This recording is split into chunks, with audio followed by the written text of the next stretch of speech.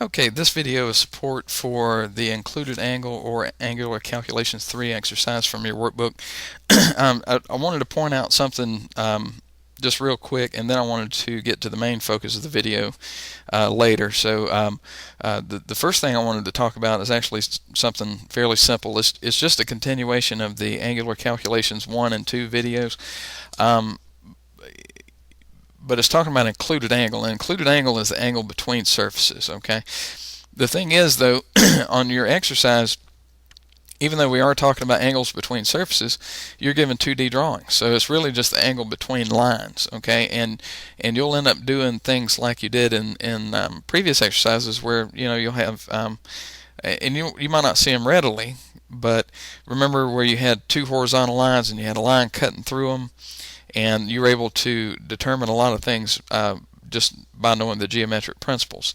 Well, I can see on one of the drawings at least that'll come in handy, just being able to visualize that. Also, you can use trigonometry. Just remember that if you sum all three angles in a triangle, you get 180 degrees. And look for opportunities to draw angles. Okay, like for example on this shape. Okay, we're told that they want us to find the angle between the top and this angled surface. Okay, well, I'm going to rotate this around to the front. We're given an angle of 50 degrees, and it's like if I were to extend this line out, and the angle between this line and the extended line is 50 degrees. Well, if I wanted to find out the angle between this line and this line, I know that the angle of a line is 180 degrees from end to end, and I know this angle is 50, so 180 minus 50 is 130. So the angle between here and here is 130. Another thing is let's say that this angle was let's just say this angle was 30 degrees. Okay, and I'm talking about if I extended this line out again, and the angle between the extended line and this face is 30 degrees, just for demonstration purposes. Okay, well, if I were to take a line and extend it up from this line, just vertically, okay, I would end up creating a triangle. Okay, I would have a triangle because of this horizontal line and this vertical line and this angled face. And if this line, if this angle here were 30 degrees, and I created a right triangle that had a 90-degree angle in it, and the sum of all three angles in a triangle is 180, I could go 180 minus the right angle, which is 90, minus the 30-degree angle I was given. So 180 minus 90 minus 30, that would mean that this angle here between the vertical line and this face is 60 degrees. So just look for those opportunities. And again, I see at least one problem where you might need to use the two parallel lines and a line intersecting them. But the main reason for this video is actually you're given. Let me switch over to the live view. They want you to calculate an angle. You're given an angle like this, and there's a center line that runs through it. Okay, now the center line lets you know that the angle on each side of the center line between this face and the center line and between this face and the center line, they're equal. Okay, and you're tasked with finding this angle. Okay, but you're only given this angle. Okay, well, since this angle is half of that one, that just means you need half the number that's there. That's not too hard, right? But the angle that they give you is given in degrees minutes format. Okay, I'm not going to use the same angle that they gave, but let me use let me say that angle is 101 degrees 30 minutes. Okay, now you can convert between, this is actually called degrees minutes seconds format. Okay, and normally you would actually also see the end there. Okay, the two dashes, like quotation marks, means seconds.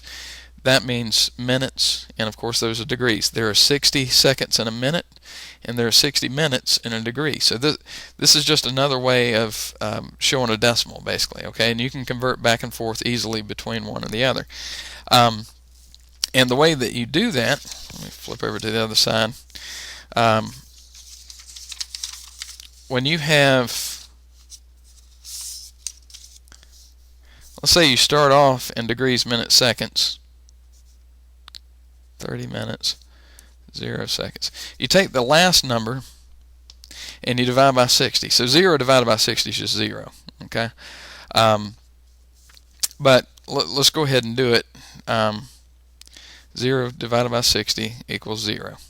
Okay, and then whatever number that is, you want to add it to this number. Okay, so that would just basically be 30, just like it is. Okay, and then you take that number and divide that by 60. So 30 divided by 60 is just 0.5. Okay, so if I were to rewrite this from degrees, minutes, seconds to decimal degrees, I would get 101.5 degrees. Okay, and like I said, and you could just look at that and tell that, because I said that there were 30 minutes in a degree. Well, I'm sorry, 60 minutes in a degree. So 30 is half of 60. So 101.5 degrees just by looking at it. But this is the actual long math in it. And to get from degrees back to degrees, minutes, seconds, you would take 0.5 and multiply that by 60. Okay, which is just 30. All right. Now usually you don't end up with such a clean number, and you end up with some decimal places over here. Okay. And what you would do in that case is you would subtract off the 30 and just kind of put it over to the side, because that's your minutes. Okay. And then whatever your decimals were, you would take those and multiply those by 60, and whatever you had left, this is not the case with this actual problem, but let's just say it was 15.123 or something like that. This would be your seconds. Okay, again, not for this problem. Those don't exist. This would actually be where you would end it. So since this is your minutes, you would rewrite this as 101 degrees, 30 minutes. I'm having a hard time talking. All right, so to get back to the original problem, it's like, how do I split 101 degrees, 30 minutes by 2? Well, you could just take 101, divide that by 2, which is 50.5 degrees, and then you take 30, divide that by 2, and you get 15 minutes. Okay, problem is this isn't an integer. Okay, these all have to be integers, and you can't have 50.5 degrees and then 15 minutes. That's using two different systems. Okay, so another thing that you could do is you could, instead of using that, since that doesn't divide out evenly, and I told you previously that there are 60 minutes in a degree, you could rewrite this as 100 degrees, 90 minutes. Okay, and then you have 50 degrees, 45 minutes when you divide both of those by 2. Okay, and that's probably one of the easier ways to do that. Okay, is to do it that way. You could also,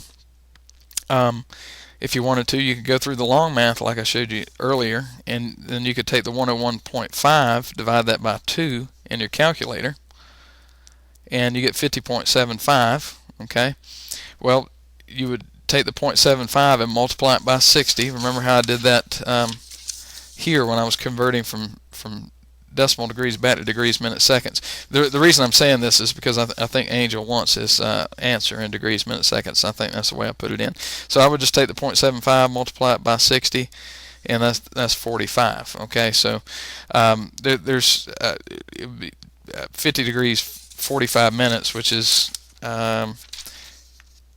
exactly what I had here. So there's several different ways to do that, and whichever way is more comfortable for you. And that concludes this video.